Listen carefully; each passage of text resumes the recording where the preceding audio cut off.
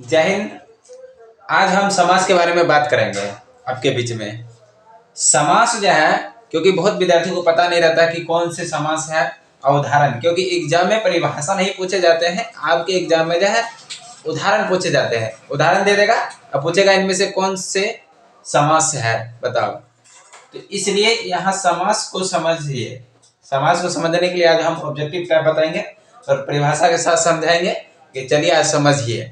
तो समास जो है आपके लिए एग्जाम में कम से कम 3 क्वेश्चन आएगा और 3 क्वेश्चन में आपको बनाना होगा। तो हिंदी में जो बिहार बोर्ड की तैयारी कर रहे हैं, हिंदी के लिए सबसे पावरफुल चीज है समास, क्योंकि ऑब्जेक्टिव में 3 क्वेश्चन अवे करता है। अगले दिन बात करेंगे बुक के बारे में, ठीक है। आज समास के बारे में बात कर देते हैं। तो आप लोग कहीं भी से वीडियो देख रहे हैं, देखेंगे तो जरूर से आप एक कमेंट में बता दीजिए आप कहाँ से देख रहे हैं। तो चलिए आज समास के बारे में समझते हैं पूरा व्याख्या रूप से। समास, समास किसे कहते हैं ये हिंदी में हम बता रहे हैं, क्योंकि संस्कृत भी में है, क्योंकि जो हिंदी में चीज है वही चीज संस्कृत में बट संस्कृत कर दिया गया। समास, समास किसे कहते हैं? समास मतलब होता है, दो भाग कर दीजिए, सम जोड़ आस। सम जोड़ आस यानी दो पदों से मिलकर बना हुआ, उसी को हम समास कहते हैं। यानी सम जोड़ आस, सम मतलब जोड़ होता है, आस मतलब आने वाला, आस मतलब आने वाला होता है, तो दोनों को मिल जाएगा यानी आने वाले, यानी सम मतलब जोड़ दिए और उससे आने वाले जो नए शब्द है आस लगाया हुआ है, उसी को हम समास करते हैं। इसको परिभाषा में दो या दो से अधिक शब्दों से मिलकर एक नए मतलब नए बने शब्द को क्या कहते हैं? समास कहते हैं। चाहे जो चीज बने, दो शब्द को जोड़िए उससे नया चीज यानी सार्थक होना चाहिए, निरर्थक नहीं से सार्थक होना चाहिए, तो उसको समास कहते हैं। समझ गए? जैसे रसोई ले लीजिए, रसोई घर, रसोई घर, रसोई या प्लस घर, रसोई घर। पीताम्बर, पिता के अंबर, यथाशक्ति, यथाशक्ति, यथा जोड़ शक्ति, यथाशक्ति। तो इसको हम लोग क्या कहते हैं? समास करते हैं। ये सब उसका उदाहरण है। ये सब क्या है? उदाहरण है।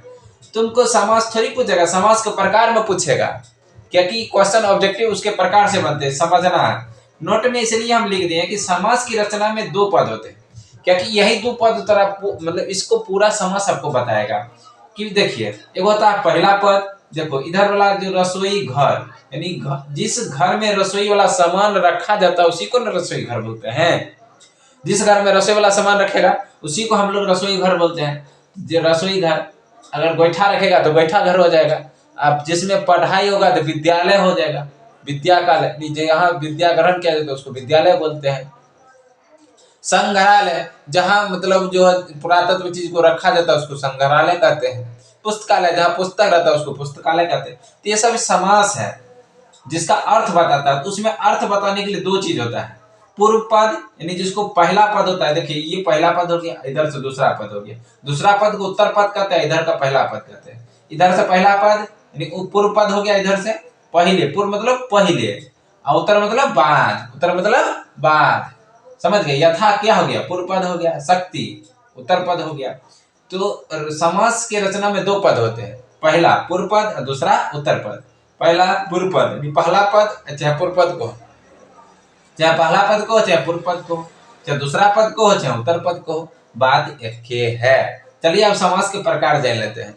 समास समझ गए? समास के प्रकार, समास 6 प्रकार का होता है। समास 6 प्रकार का होता है।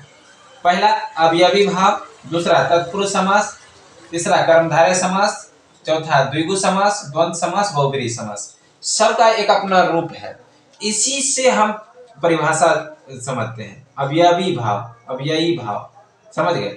अव्ययी भाव समास किसे कहते हैं? अव्ययी भाव समास किसे कहते हैं? तो अव्ययी भाव समास किसे कहते हैं? तो इसी को पकड़ना है, इसी से आपको उदाहरण मिलेगा और इसी से ऑब्जेक्टिव निकलेगा। यानी कि देखो कहता है अव्ययी, ये देख रहे हैं ना, यही इसका परिभाषा है। यानी कि वैसा समास, ये समास है, वैसा समास जिसका प्रथम पद यानी पूर्व पद लो, प्रथम पद को चाहे पूर्व पद को दो, पहला पद को देखिए, इसका पहला पद जो है अव्ययी होता है। अव्ययी क्या होता है? अव्ययी यानी कि प्रधान होता है। अव्ययी मतलब क्या होता है? प्रधान होता है, यानी उसके अलावा कुछ नहीं हो सकता। जैसे घोड़ा को लगाम के बिना कुछ नहीं कर सकते हैं, घोड़ा का लगाम लगेगा तभी चलाइएगा। उसी तरह अव्ययी भाव समास में जो है इसका जो प्रथम पद होता है यानी पहला पद होता है यानी जिसको पूर्व पद कहते हैं, वो उसी को प्रधानता मिलती है, यानी अव्ययी हो या उसका अर्थ का क्या था, प्रधानता हो। क्या होता है, प्रधानता होता है, उसी को अव्ययी भाव कहते हैं। समझ गए। या तो देखिए ये अव्ययी भाव समास है कि यह वैसा समास जिसका पहला पद या पूर्व पद, पहला पद या पूर्व पद क्या हो, अव्ययी हो, यानी उसका अर्थ क्या होता है, प्रधानता होता है, उसको अव्ययी भाव समास कहते हैं। देख रहा है ना, पर यही में है, प्रधानता होता है। तो उदाहरण के लिए ले लो, उदाहरण के लिए जो प्रतिदिन, अगर यहाँ पर आप प्रतिदिन लिखते हैं, क्या लिखते हैं, प्रतिदिन, यहां से अगर हम प्रति हटा देंगे तो दिन से तो साधारण हो जाएगा। प्रति का वैल्यू है इसलिए प्रधानता है, प्रति लग जाएगा तो नील प्रत्येक दिन यानी लगातार, प्रत्येक ले लो, प्रति ले लो, लगातार वाला बात हो जाता है। इसलिए इसको हटाएंगे तो प्रधानता खत्म, इसको लगा देंगे तो प्रधानता यानी लगातार। तो इसको पहचानने के लिए आपको याद रखना पड़ेगा, जैसे अनु, आ, प्रति, भर, यथा। समझ गए, अनु, आ, प्रति, भर, यथा, यही पहचानने का सबसे अच्छा तरीका है। यानी अनु रहे या आ रहे या प्रति रहे, भर रहे यानी लगातार वाला बात रहे, तो उसी को अव्ययी भाव समास कहते हैं। जैसे प्रतिदिन, अनुरूप, भर पेट, समझ गए ना, यथाशक्ति, भर दिन, भर रात, प्रति घंटा, प्रति मिनट, अनुसार। तो ये सभी अव्ययी भाव समास का उदाहरण हो गया। समझ गए, एक बार समझ लिए, अव्ययी भाव समास किसको कहते हैं, मतलब जिसका मतलब ऐसा समास जिसका क्या था, मतलब अर्थ क्या था, प्रधानता, यानी पहला पद क्या था, प्रधान होता है, यानी पहला पद इसका क्या था, प्रधान। देखो प्रधान है ना, प्रतिदिन, देखो प्रधान है। समझ गए। अच्छा चलिए, अब उसके बाद देखिए दूसरा कहता है, देखिए दूसरा में क्या है, कहता है कि पर तत्पुरुष समास, यह तत्पुरुष समास, तत्पुरुष समास किसे कहते हैं, इसी में लगा हुआ तत्पुरुष समास किसको कहते हैं।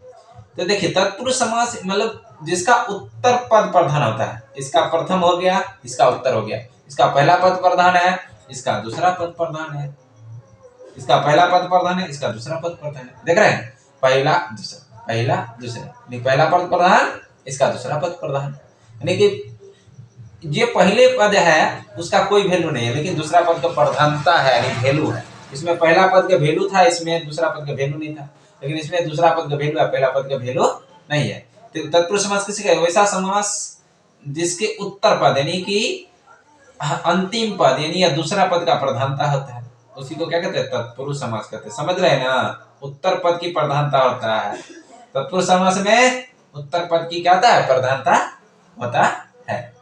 और एक बात और है, इसमें कारक चिन्ह होता है, क्या होता है, कारक चिन्ह, कारक चिन्ह होता है, कारक चिन्ह होता है।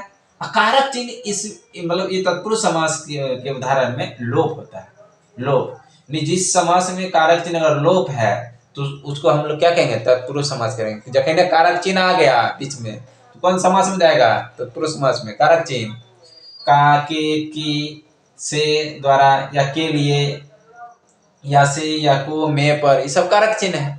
अगर ये सब आ गया बीच में तो समझ जाओ क्या है, तत्पुरुष समास है। क्या है, तत्पुरुष समास। उदाहरण के लिए ये देख लीजिए, राजकुमार,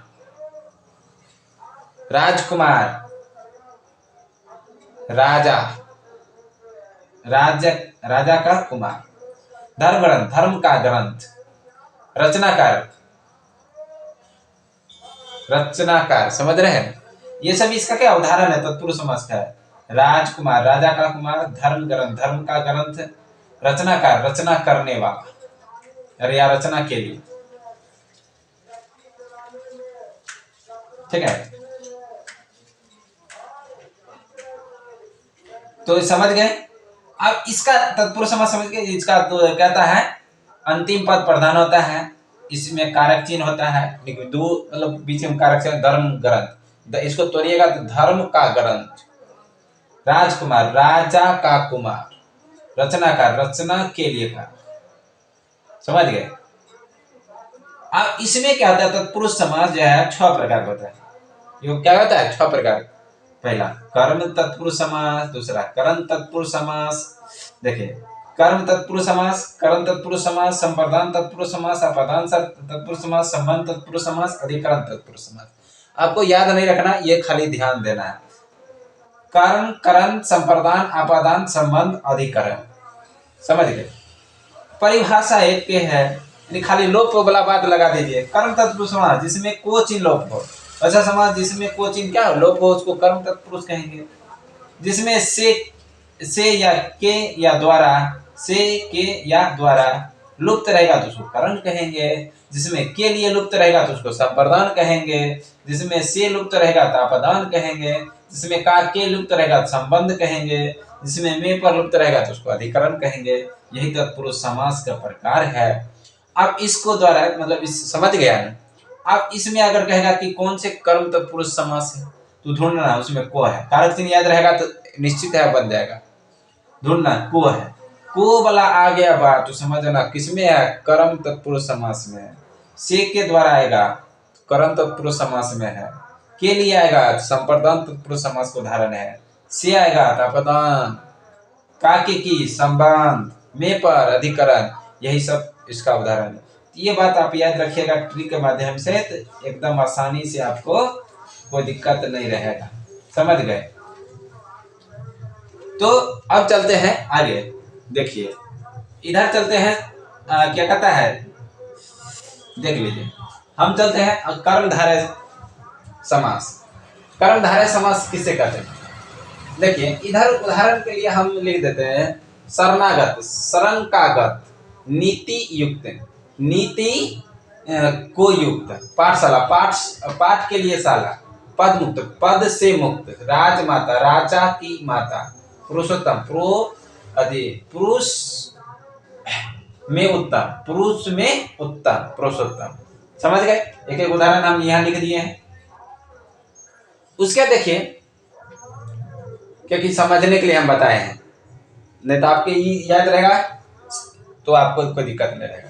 उसके देखिए चलते हैं कर्मधारय। कर्म देखिए इसी से पता चलता है कर्म, यानी कर्म मतलब कैसा है, कर्म का धारण करता है।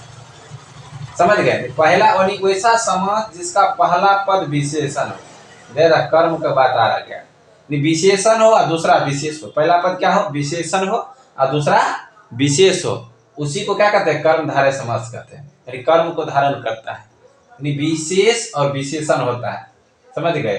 पहला पद क्या होगा, विशेष होगा, दूसरा मतलब पहला पद विशेषण होगा, दूसरा विशेष होगा। पहला पद विशेषण होगा, दूसरा विशेष होगा, उसी को क्या कहेंगे, कर्मधारय समास कहेंगे।